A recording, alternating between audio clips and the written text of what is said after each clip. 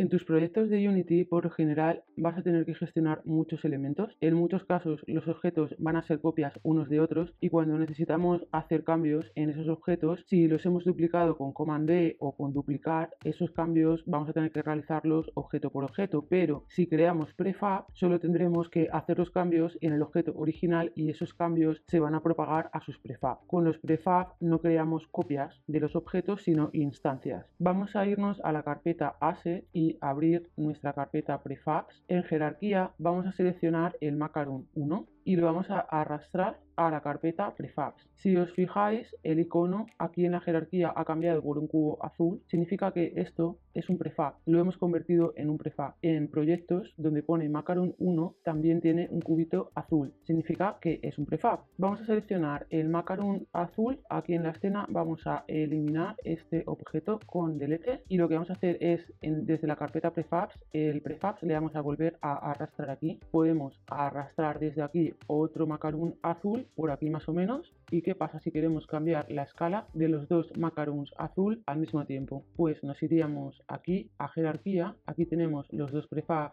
Macaron 1 y Macaron 1 entre paréntesis 1 porque tenemos dos instancias. Vamos a darle a esta flechita que tenemos aquí y vamos a entrar en el modo prefab.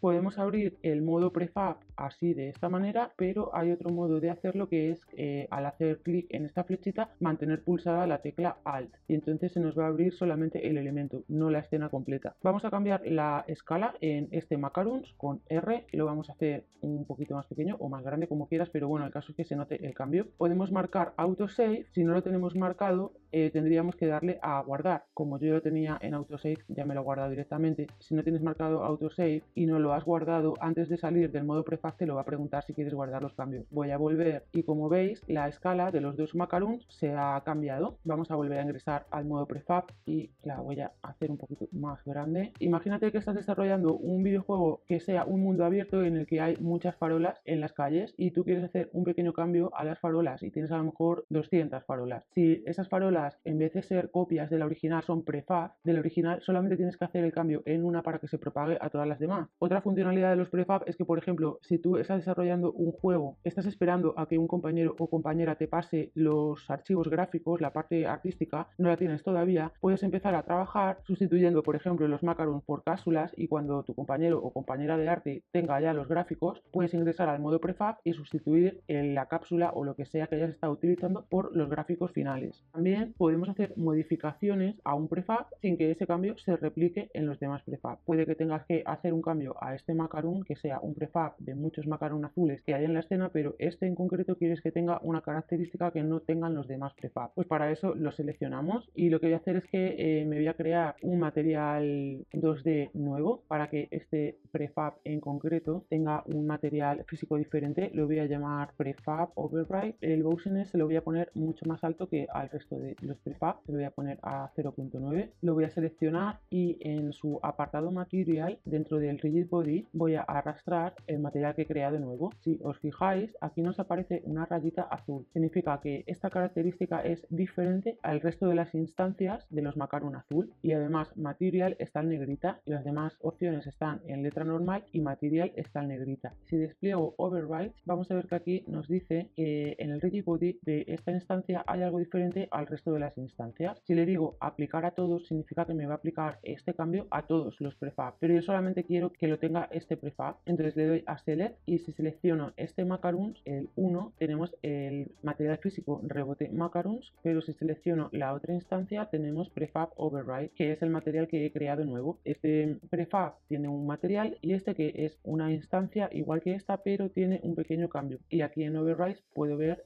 todos los cambios que le estoy haciendo, revertirlos o aplicárselos a todos los demás prefab. Otro tipo de prefab es el prefab variant. Lo que voy a hacer es que me voy a arrojar una nueva instancia del macaron azul, me lo voy a traer para acá y me va a preguntar ¿quieres crear otra instancia del macaron azul o quieres crear un prefab variant? Yo voy a crear un prefab variant y si veis el icono también ha cambiado, es diferente a los demás. En este prefab variant yo lo que voy a hacer es que voy a entrar en el modo prefab, le voy a bloquear el eje Z, voy a cambiar la escala, lo voy a hacer pequeñito, lo voy a rotar un poquito para el otro lado y le voy a decir select para que ese cambio me lo haga solamente aquí en este y me voy a volver, voy a situar la fresa un poquito por aquí, voy a mover este un poquito para acá y este un poquito para acá para obligar a la fresa de alguna manera a rebotar en ellos.